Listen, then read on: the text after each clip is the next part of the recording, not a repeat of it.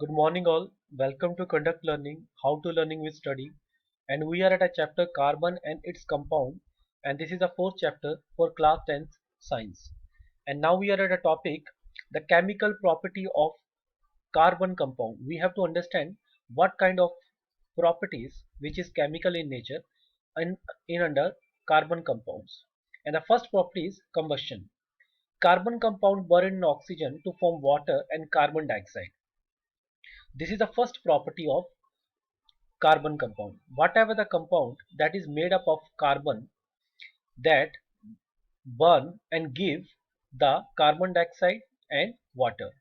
For example, everything that is made up of a carbon, every fuel that is made up of a carbon, mostly the fuel are made up of a carbon. So every fuel when it burn in presence of oxygen, because we well know that any fuel if we want to burn it we need the presence of a oxygen. So that fuel is represented by carbon because most of the part in the fuel is of a carbon. So that carbon based fuel when burned in the presence of oxygen, it gives us carbon dioxide and some amount of heat and light. So accordingly, when the combustion of any carbon compound or any fuel happen in the presence of oxygen present in the air, it gives us carbon monoxide, that is CO2. With that, it also gives some amount of heat and some amount of light. If we talk about the particular carbon based fuel, that is a methane, CH4, when it will be burned in presence of a oxygen present in the air, then it will be give us water and carbon dioxide. With that, it also give us heat and light. If we take the another example of ethanol, that is a C2H5OH, when it will be burned in the presence of a air, the ethanol is nothing but is a alcoholic drink. If we burn that in presence of a oxygen, then it will give us again the again the water and the carbon dioxide with some heat and light. So this is how the combustion is take place with the different chemical compounds, different chemical carbon compounds. So here three equations are given to us, which are the balanced equation also. Another chemical property of carbon compound is understood by the oxidation reaction. The oxygen take place with a carbon compound like alcohol. When they are oxidized to carbolic acid, it will be done with the help of some oxidation agent that is required for it. The oxidation agent are potassium permanganate and potassium dichromate. The formula for potassium permanganate is KMnO4 and the potassium dichromate is Ka2Cr2O7. When we will burn that alcohol mean to say the ethanol C2H5OH, which is taken here also. When we will oxidize that ethanol or alcohol through potassium permanganate and potassium dichromate, it will give us ethanoic acid. It will give us a acid. The acid is CH3COOH. This is the chemical formula for ethanoic acid. So ethanol give us ethanoic acid when oxidation take place in the ethanol through in the presence of potassium permanganate and potassium dichromate. So this is the example for it. Next is addition reaction. Addition reaction is take place when we have to saturate the unsaturated hydrocarbons. So we do addition reaction. In an addition reaction, we basically saturate the unsaturated hydrocarbon in presence of some catalyst, and the catalyst that we are used in the in that purpose for making saturated hydrocarbon from unsaturated hydrocarbon, the catalyst are nickel and platinum. The example is given here also. We having the ethene as a unsaturated hydrocarbon because the formula for ethene is C2H4. We know that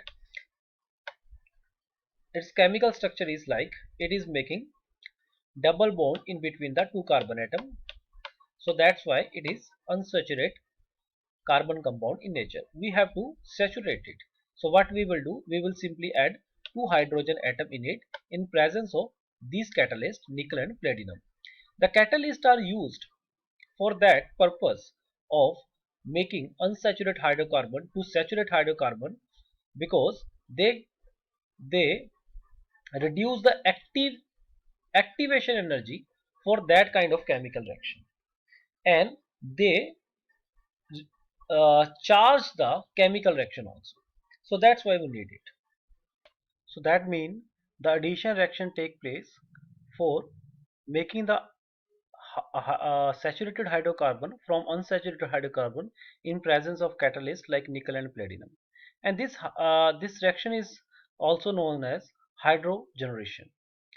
The addition of hydrogen to unsaturated hydrocarbon to form a saturated hydrocarbon is known as hydrogenation, because we are adding the hydrogen in the unsaturated hydrocarbon so that it becomes saturated hydrocarbon, and this process is known as hydrogenation.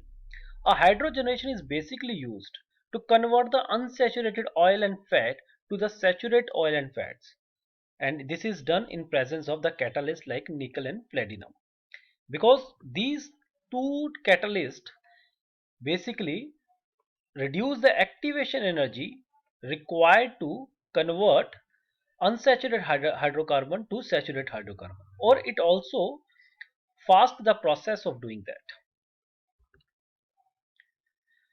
The next reaction is substitution reaction. This is one of the important reaction. Saturated hydrocarbon undergoes substitution reaction with halogens to form a substitution product. The example is there.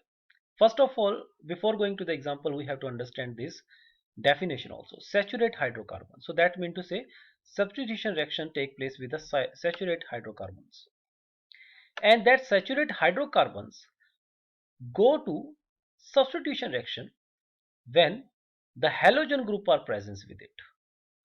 Halogen group are present with it. So the example is taken here for methane.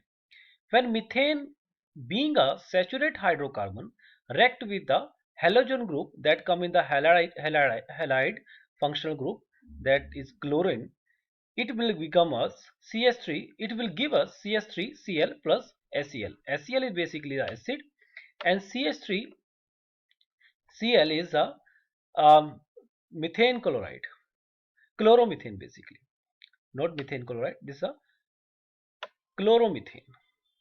That chloromethane is a odorless and colorless, and after that when this methane chloride react with chlorine, it gives us CH2Cl2 plus HCl, that is methane chloride, that is very harmful for humans. When this methane chloride react with chlorine further, it gives us chloroform and acid. This chloroform used in refrigeration etc. When this chloroform CHCl3 react with chlorine further, it gave us CCl4, that is tetrachloride, and acid also. This carbon tetrachloride is one kind of the solvent. So this is a substitution reaction where saturated hydrocarbon were reacting with the halogen to form a different product that is enlisted there. So I repeat again, when methane react with the chlorine, it gives us CH3Cl, that is a methane chloride, and HCl. Methane chloride is a colorless, odorless thing, and this is a one kind of the solvent also.